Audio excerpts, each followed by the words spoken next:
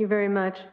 My co-author, Laurie Fenlason, and I would like to thank Marcelo Suarez-Orozco and the Pontifical Academy of Sciences for the opportunity to participate in this important convening on the COVID-19 generation. It is truly an honor to be a part of this conference. The focus of our literature review is the impact of the pandemic on psychosocial development during late adolescence. We discuss why adolescents might be at particular risk. We summarize research on the impact of the pandemic on adolescent outcomes to the extent we know, and we offer some recommendations for the future. Okay, so late adolescence, a group is typically defined as 18 to 25 years of age, may be at particular risk for psychosocial problems for several reasons. First, as Larry Steinberg has argued, neuroplasticity in the brains of adolescents causes them to be more easily excited, emotionally aroused, and prone to get angry or upset, which may explain why mental health problems are more prevalent during this time of life. Second, some developmentalists have observed that adolescent normal development was impacted by the pandemic because the evolutionary tasks that all adolescents face were disrupted by two things that happened during the pandemic: family confinement and school closures.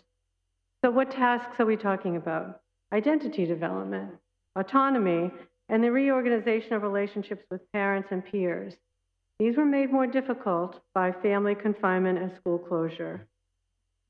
And third, we argue, and I can tell already that some of you agree, that existential threats like COVID-19 are deeply experienced by adolescents. Adolescents have the cognitive ability to understand that COVID-19 can lead to death. However, they lack the social emotional skills to regulate their emotions in response to this problem, this knowledge. And the same is true for other existential threats. We've been talking about climate change. With the habitability of the planet in doubt, Gen Z, as this group is called, is the first generation to believe that they may be the last generation, a point that the journalist Marsha Gessen has made. Not surprisingly, there's ample evidence that the pandemic exacerbated the incidence of anxiety and depression in adolescents around the world. For adolescents, mental health problems doubled during the pandemic. As a next step, we need to consider why the pandemic disrupted adolescent social development. In other words, how did the experience of adolescents during the pandemic differ from the experience of other adolescents prior to the pandemic? And why did it pose a threat to psychosocial development? In our paper, we consider 4 social ecological contexts: the family, peers, schools, and community. Developmental theory and research inform our review, especially research on risk and protective factors during development. So let me begin with the family. During the early phases of the pandemic, families experienced disruption in their routines, given that many parents were working remotely from home. As a result, most parents had fewer psychological resources, such as time, attention, and patience, resulting in parent-child interactions that were more hostile and less sensitive compared with interactions before the pandemic. At the same time, though, and this is what makes it so complicated, some parents served as a source of comfort to their stressed adolescents. So the family is a context for both stress and support. Pre-existing characteristics of family relationships predicted whether families thrived during the pandemic. So families characterized by greater warmth and less conflict before lockdown fared better than other families. Not surprising, right? But as one research team noted, oftentimes the poor get poorer and the rich get richer, and certainly that's the case during a crisis like the pandemic. There are several longitudinal studies from a variety of countries that have yielded a fairly consistent pattern concerning the impact of the pandemic on parents and adolescents. Measures of poor family function, variables that researchers have measured like family chaos or disruption of the family, they were associated with negative child and adolescent outcomes, greater internalizing or externalizing problems, more depression, anxiety, anger, argumentativeness. Again, not surprising. Importantly, these same studies demonstrate that some parent and adolescent behaviors, for example, self-regulation, moderated this association. This is important because moderators point the way towards family interventions. Skinner and colleagues conducted one of the stronger methodological studies of family functioning during the pandemic. They assessed families longitudinally in 5 countries: Italy, the Philippines, Sweden, Thailand, and the United States, and found that higher levels of family disruption were associated with increases in adolescent internalizing and externalizing behaviors over time.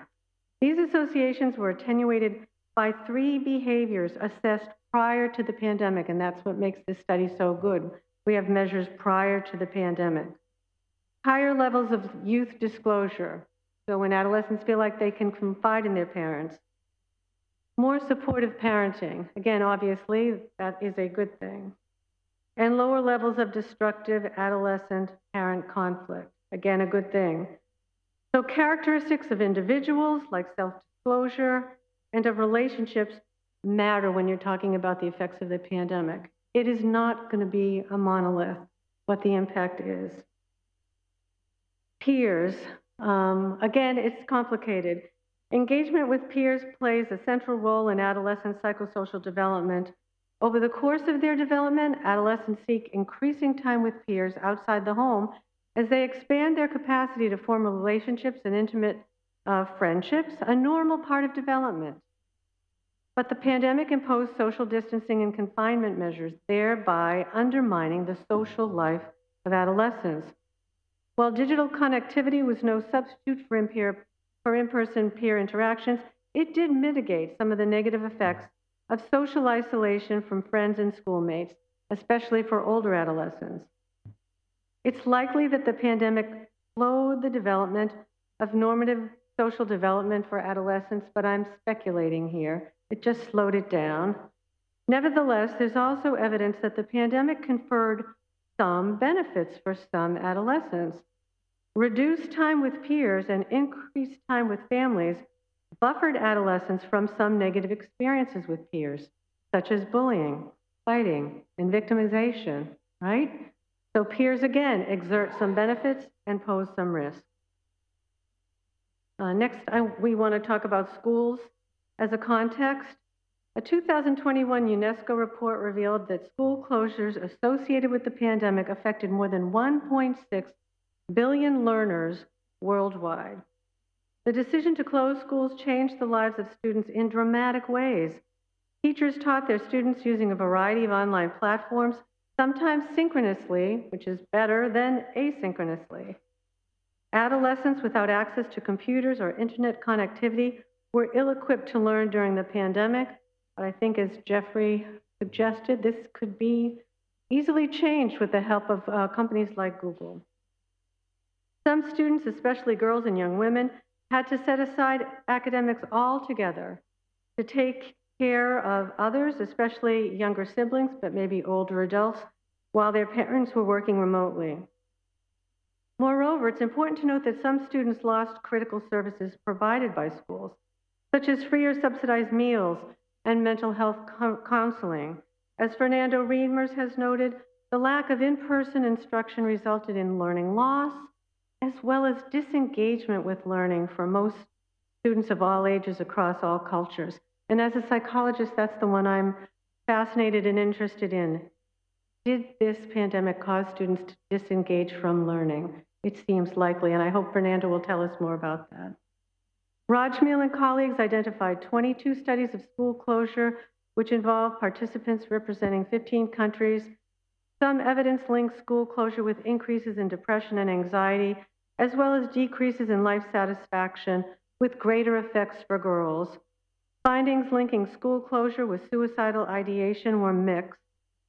These authors discussed several possible mechanisms to explain the link between school closure and depression. Social isolation likely played a part, as did the decrease in physical activity during school closures, right? No sports. Decreases in physical activity are often linked with depression, again, just more generally. A study of university students in the US examined the impact of COVID on study-related stress, which they defined as stress related to coursework, procrastination, and study life balance. And I think there was a lot of procrastination during online learning. Students surveyed in February 2020, just before COVID-19 arrived on campus, and again in April, May, and June of the same semester, revealed three main findings. There was an increase in study stress following the onset of the pandemic, again, not surprising. Self-regulation mitigated the increase in stress, thereby serving as a protective factor. This is an important area for intervention, self-regulation. And pre-existing psychological distress was associated with more study stress, which makes sense. How am I doing for time, by the way? Oh, faster. In assessing the impact of COVID-19 on adolescent development, I want to say a little bit about the community because it's important to consider broader customs and values of the community in which individuals reside. So I'll tell you about maybe one or two studies that illustrate this. The first focuses on the experience of Indigenous young adults at tribal colleges in the U.S. 1/3 of Native college students are single parents living in multi-generational households, earning well below the poverty line. Further, most are first-generation college students carrying significant responsibilities for the family. And according to the CDC, the rate of pandemic deaths was 1.8 times higher in Native communities. So again, not surprising that a 2020 survey of students at 13 tribal colleges in the U.S.